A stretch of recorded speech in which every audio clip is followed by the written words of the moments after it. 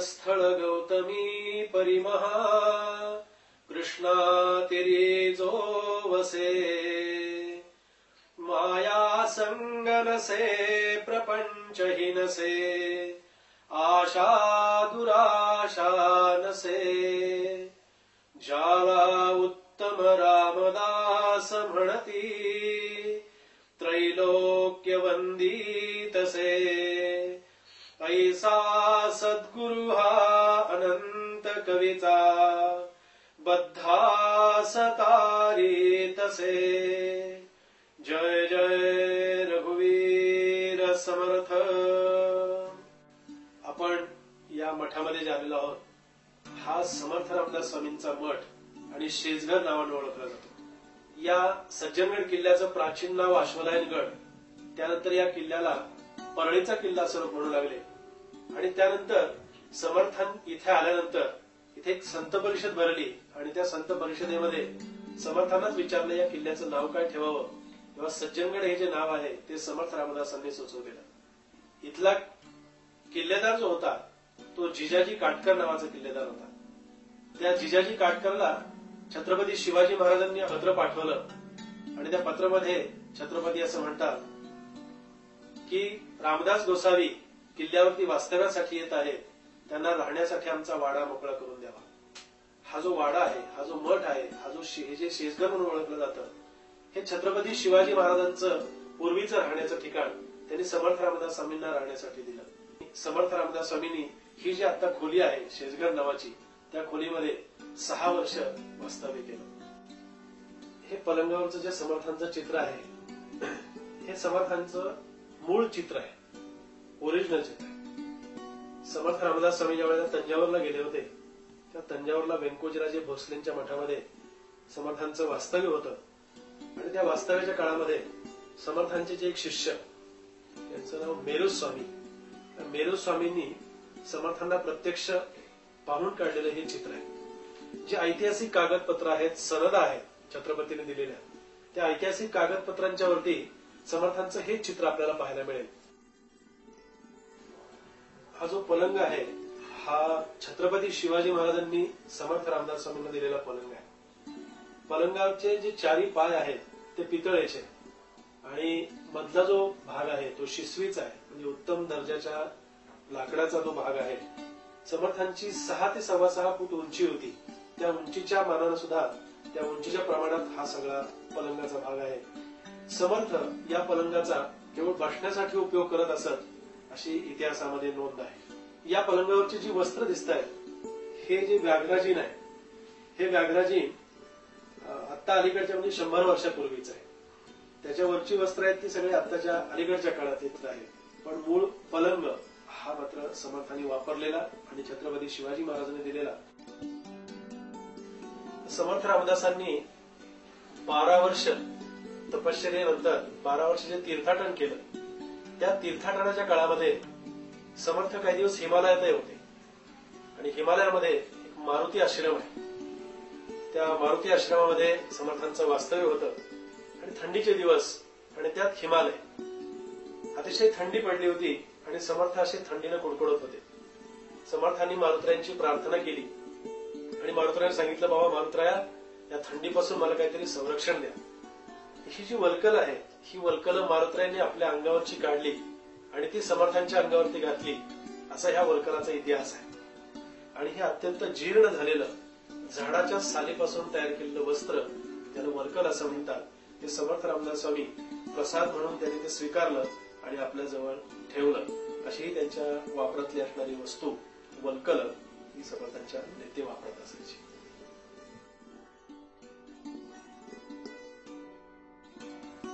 ही समर्थांच्या काळातले 2 हंडे।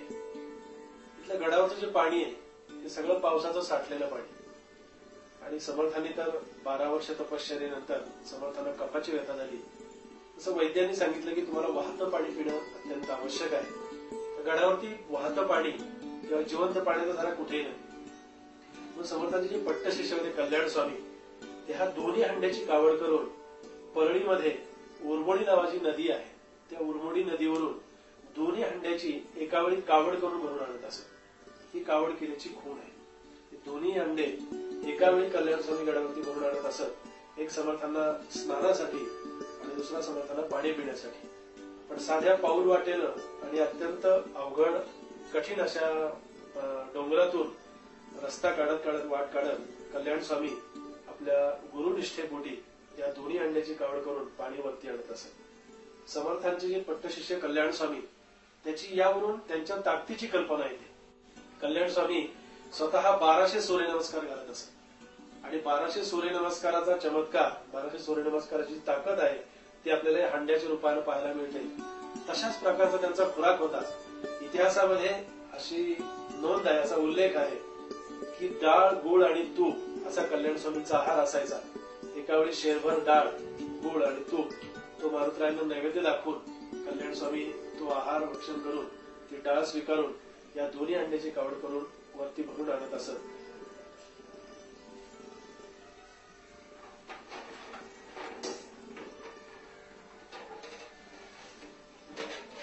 समर्थ रामदास स्वामींनी वापरलेला हा पानाचा डबा आहे. तर समर्थ रामदास स्वामी पान खात होते.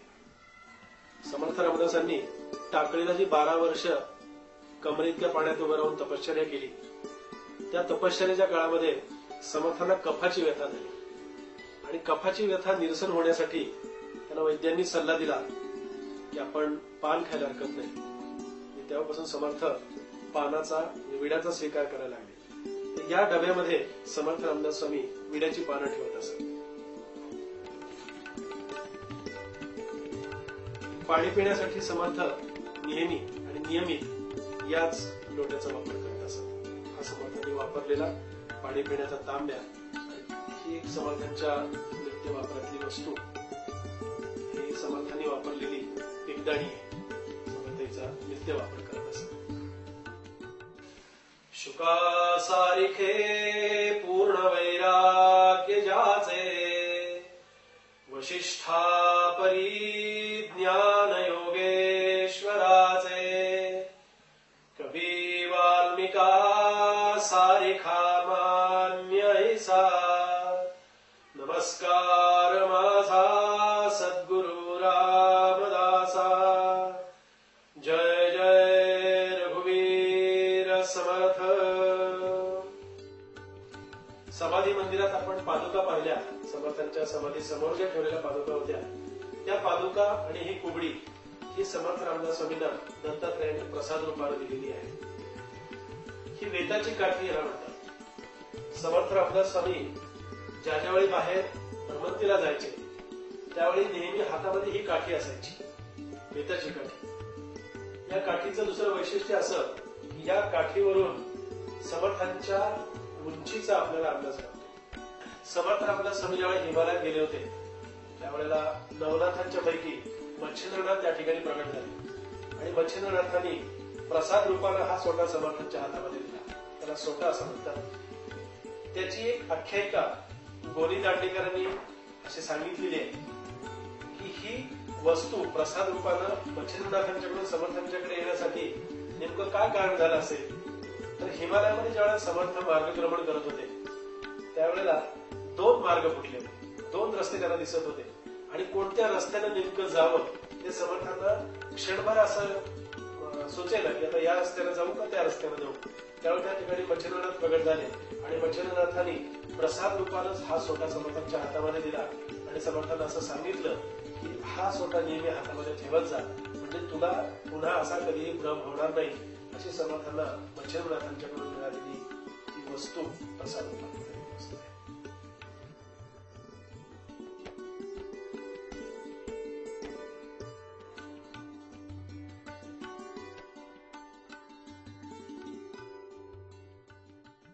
जय जय रघुवीर समर्थ.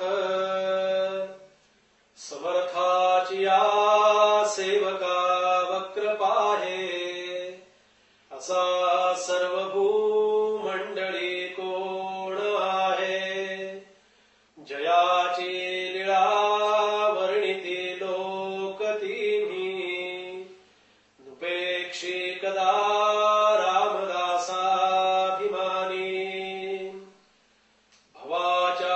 भये काय भीतोसी लंडी, हरी रे मना धीर धाकासी सांडे रघुनायका सारिखा स्वामी शिरे नुपेक्षी कदा कोपल्या दंडधारे जय जय रघुवीर समर्थ.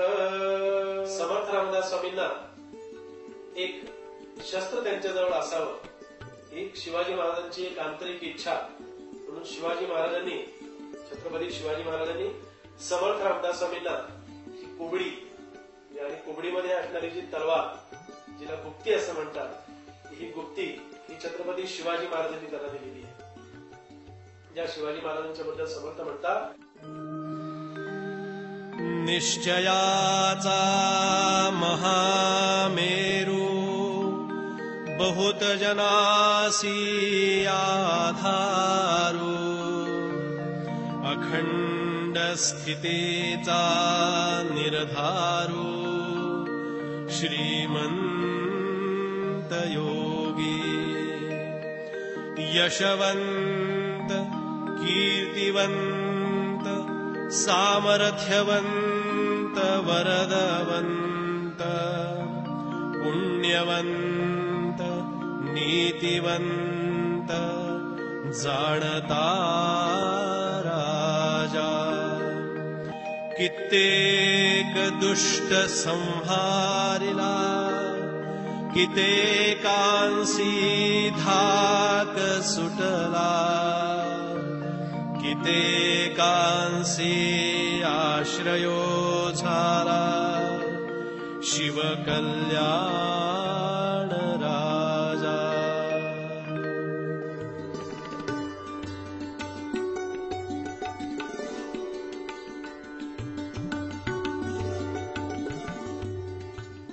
आधी ते करावे कर्म, कर्म मार्गे उपासना, उपासका सापडे ज्ञान, ज्ञाने मोक्षाची पावणे, उपासनेचा मुख्य आश्रयो, उपासनेविण निराश्रयो आणि उदंड केले तरी तो जयो प्राप्त नाही.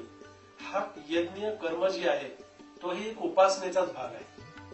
समर्थ रामदास स्वामींचं हे यज्ञकुंड, या ठिकाणी समर्थ अन्नी करत असत.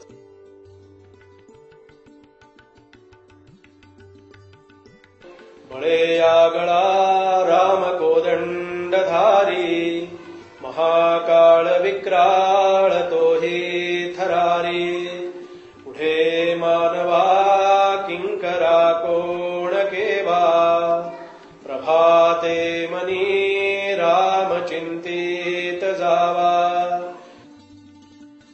हा श्रीराम मूर्तींचा ओटा. मंदिरामधल्या ज्या रामाच्या मूर्ती आपण पाहिल्या, त्या रामाच्या मूर्ती तंजावरून ज्यावेळी गडावरती आणल्या तेव्हा समर्थांचंही वास्तव्य याच ठिकाणी होतं.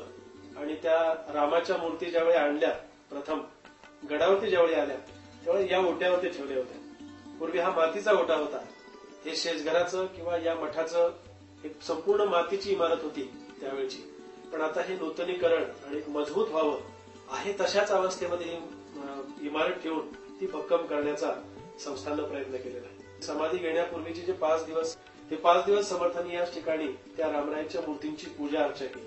समर्थांनी माघवद्य सप्तमीला आपल्या सगळ्या शिष्यांना इथे शेजघरामध्ये बोलावलं, की ज्या समर्थांनी दासबोधामध्ये नवविधा भक्ती सांगितली, श्रवणम कीर्तनम विष्णू स्मरणम पादसेवनम अर्चनम वंदनम दास्यम सख्यम आत्मनिवेदनम, अशा नवविधा भक्तीच्या माध्यमातून समर्थांनी दासबोधातलं मार्गदर्शन वेळोवेळी शिष्यांना केलं.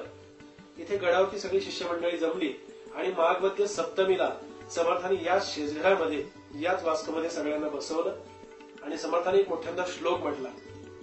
तो श्लोक असा होता, रघुकुळ टिळकाचा वेध सन्निध आला, रघुकुळ टिळकाचा वेध सन्निध आला, तदुपरी भजनासी पाहिजे सांग केला. एवढ्या 2 ओळी म्हटल्या आणि समर्थ थांबले. तर समर्थांनी आपला दृष्टिक्षेप उद्धव गोसावींच्याकडे टाकला. उद्धव गोसावी उभे राहिले आणि याच ठिकाणी म्हणजे याच शेजघरामध्ये समर्थांच्या समोर उभं राहून त्यांनी श्लोक म्हटला, अनुदिन नवमी हे मानसी आठवावी, बहुत लगबगीने कार्यसिद्धी करावी.